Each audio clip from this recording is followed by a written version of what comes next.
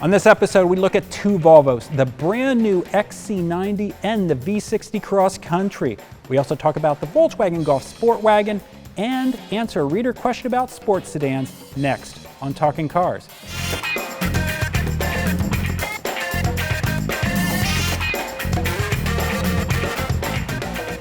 Hi there, this is Talking Cars with Consumer Reports. I'm Tom Muchler. I'm Jake Fisher. I'm Gabe Schenhar. On this episode, we're going to talk about a car company we don't tend to talk about that much, Volvo, because they really haven't had a ton of stuff to talk about until this car behind us here.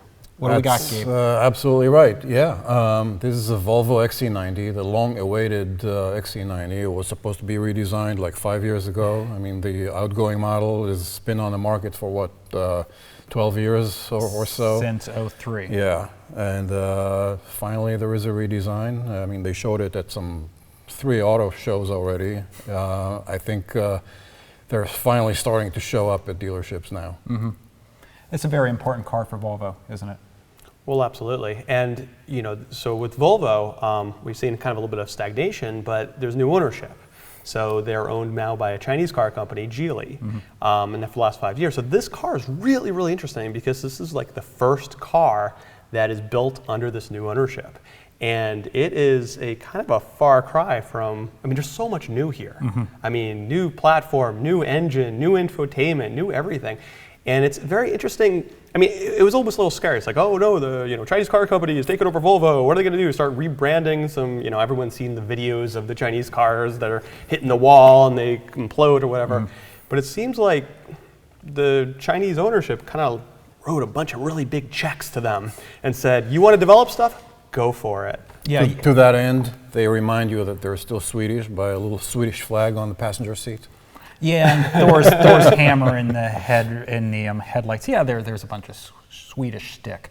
But I mean, this is keep in mind that the car industry is one that abuses the words all new so much. It's like you get a new set of headlights and a new grille. It is all new.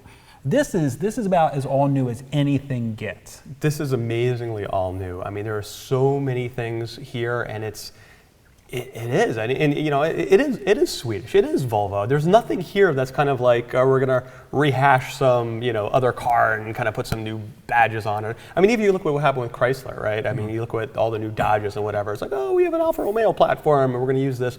None of that. Right. This is a really a new vehicle, and it feels like that. And it's kind of pretty impressive actually when you really get down to it. Because there's a bunch of this car sort of puts a stake in the ground. Saying these are the things Volvo is going to stand for in the future. Yeah, it's like pressing the reset button for Volvo. I mean, it's like starting afresh here. Right. And just like Jake said, new platform, new engines, all kinds of different choices that we haven't seen in a Volvo. Let's start with the engines. What choice did they go with? So there's one 4-cylinder, 2-liter.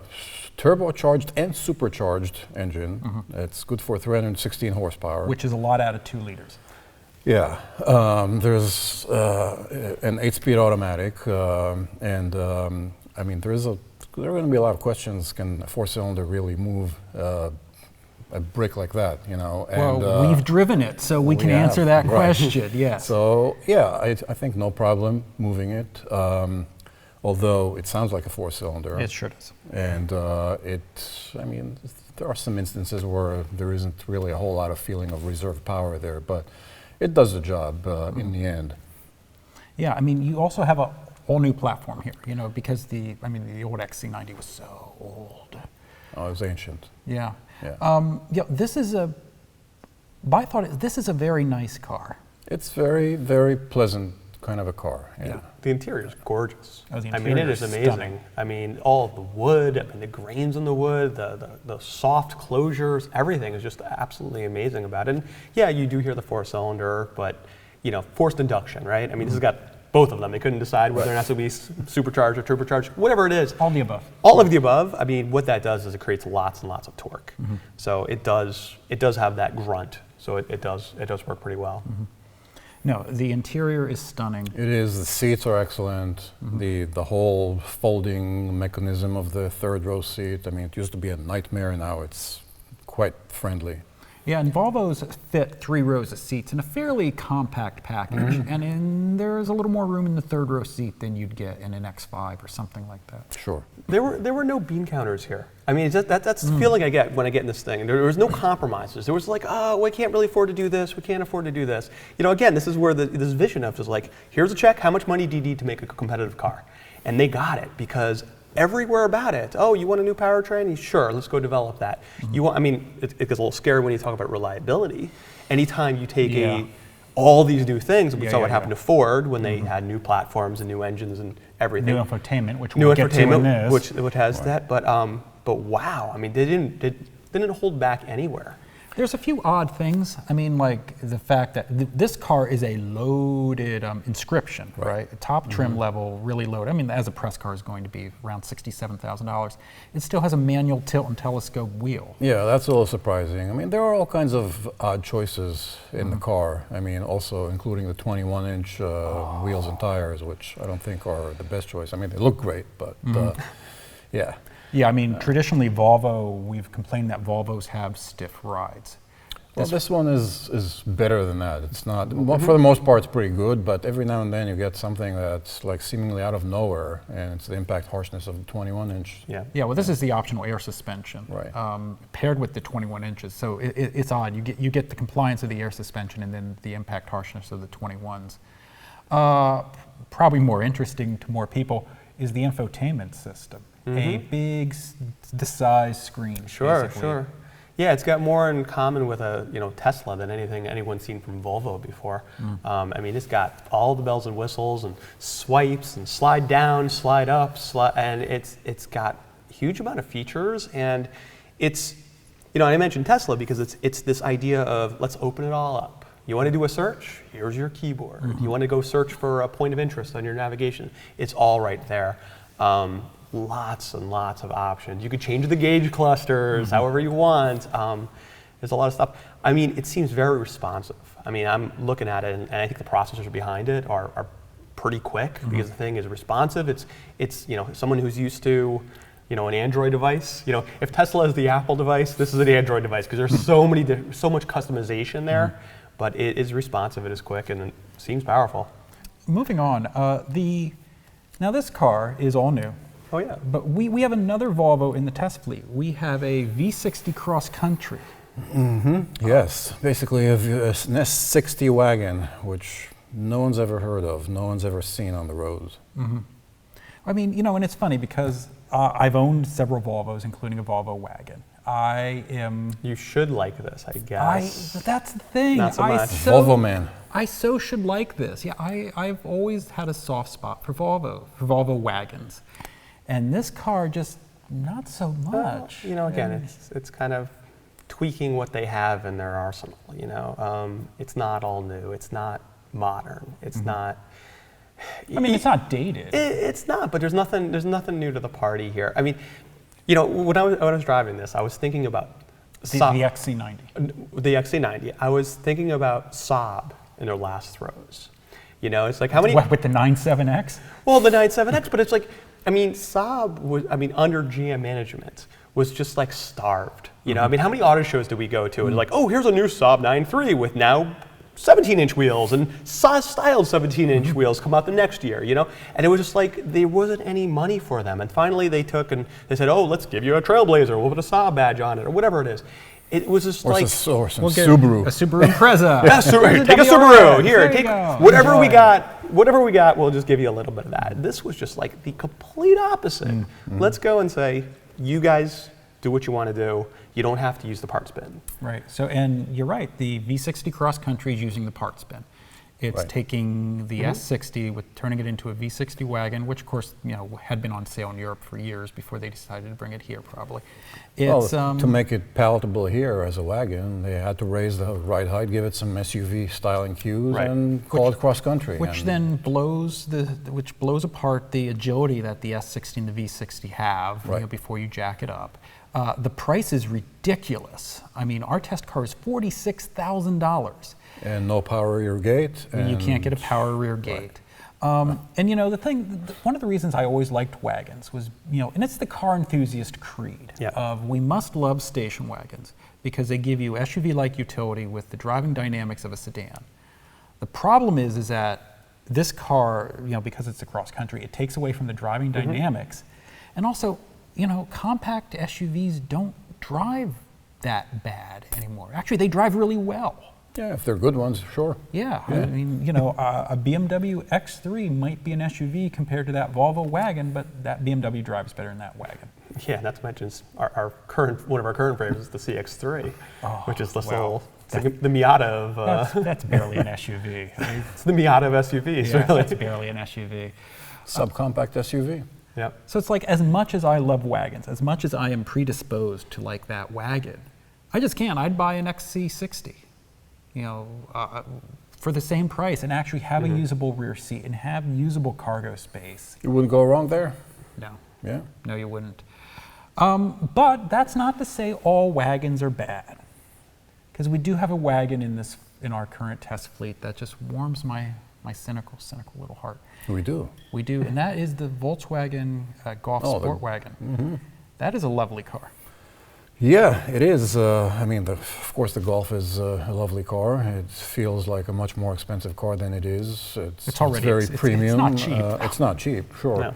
But and ours, we should mention, is a diesel, which takes away some of the goodness of the car, in my opinion. Yeah, I'm not a diesel fan. No, we had gotten some questions on Twitter about the diesel, and what is it about the diesel that kind of robs? Well, as an auto journalist, we're supposed to like the diesel and stick shift, and the only problem with the car is its front drive, or wrong wheel drive. Wrong wheel drive, you're right. But no, I mean, think about diesel. I mean, I have been a diesel fan, you know, especially when they're mated to manual transmissions, which you... As God intended it to be. But it's true. I mean, you feel the torque, and it's just effortless. This one's mated to the DSG, and it's just... automated manual. Yeah, it's just... You know, it doesn't have that smooth, silky power. Maybe we're spoiled by the new 1.8. The 1.8 turbo that Volkswagen's putting in, the gas one, which is silky smooth, and it's not that silky smooth. Yes, you do get better fuel economy. However, right now where gas prices are and diesel prices are, diesel's more expensive and robs a bunch of that out. Yeah, it's a little bit grainy. But there's some weird drivability issues here, aren't there? Yeah, the power delivery is not even. It's not smooth. Sometimes you're flat-footed. Sometimes you get too much power, and yeah, so that takes some getting used to. But you're right, fuel economy is, I mean, every day I get 40 miles per gallon without even trying in that car. I get 45, which kind of probably shows the difference in our average speeds. So. I get 35. But again, you know, I mean, the environmental, the cost, there's other pieces of it just not getting the fuel economy, right? I mean, you are putting out more carbon dioxide with every gallon of fuel when you're burning diesel. With diesel, you are paying more money for the gallons. So I'm probably going to get more in resale, though. You probably, well, you know what, it depends. A diesel Volkswagen. Well, I mean, traditionally, there's a cult. Traditionally, they have, but I mean, we'll see what happens because, you know, if diesel prices keep on taking away and having that big gap between gas prices, we'll see. I mean, are we still trying to sell our BMW diesel? Nobody. Yeah, we're taking a giant hit on that, and that's a sweet car, but. Yeah. Yep. No. But somehow with the Volkswagen, the Jetta wagon and the Golf wagon, I think that there's some kind of a cult following to the diesel Volkswagen that's hard to explain. There's no rationale to it. Yeah, I think the cults would buy that more than a Passat diesel or something like that, or you know, just a normal Jetta diesel. I think the diesel wagon will. People will search those out. And I mean, the car, getting beyond the powertrain, the car is lovely. I mean, the car drives great. It's very well finished. It's very quiet. It's a great size. It's what, you know, a lot of, you know, enthusiasts have been missing. You know, it's just like having a wagon that's that size, and it's so functional. I can throw my bike in the back with no problem at all. There's roomy in the back, and it doesn't drive like a truck. You know, it don't feel like a truck. You're low. It drives great. And if you want all-wheel drive, you'll have to wait about a year. Yeah, then you'll get the all-track. Yeah. Got a few questions. This one from a couple weeks ago. This one is kind of a head scratcher. I'm in the market for an entry-level sports sedan.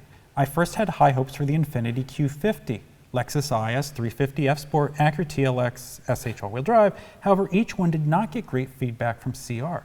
Seems like all the other models, ATS, CLA, A3, did not get great feedback as well. I want a car that's fun to drive, won't beat me up with a harsh ride, reliable, and not too expensive to maintain. He doesn't really want anything. I really want to find a car I love and keep it for a long time. So, okay, we're a bunch of grumpy Gusses, and we hate every sports sedan that's on the market. So what does someone buy who's in the market for a sports sedan?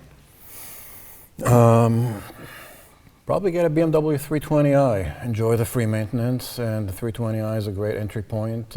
That's pretty affordable, relatively, and won't beat you up, and they'll give you all the joy.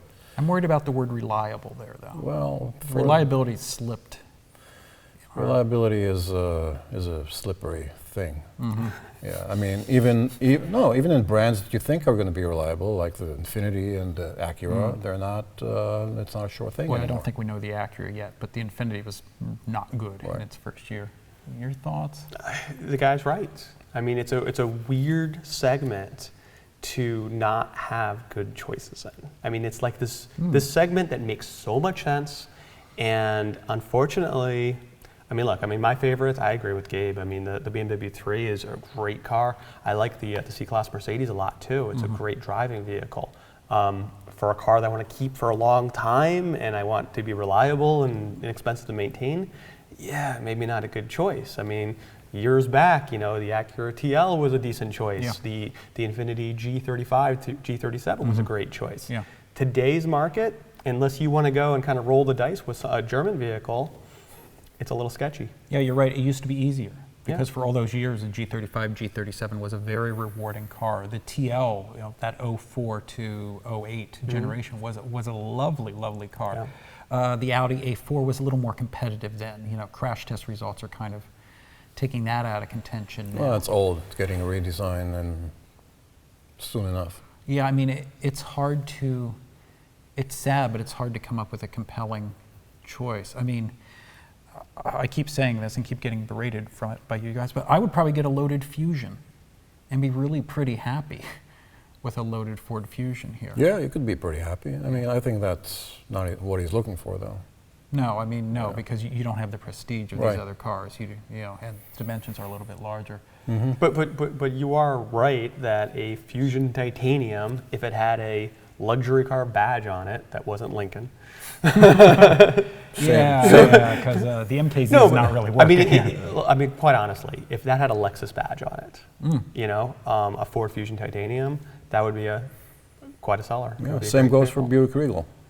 Yeah, the Buick Regal. Now, the Buick Regal is our top pick for sports sedans. I really enjoy the Buick Regal. So do I. But we actually had somebody write to us, funny that you rank the Buick highly. Listed below are the 7 most regretted new car purchases of 2014, according to a website called iSeeCars.com. And the Buick Regal was on top of that list. Now, what iSeeCars.com did, if I understand it right, is they took the number of cars sold for that year, so the number of 2014 Regals, and then they divided by, I'm sure I got the numerator denominator wrong, but someone will figure it out. They divided by the number of Regals that were on sale at any time, and that made them, and I guess there were a lot of Regals for sale compared to the rather paltry number I'm sure they sold.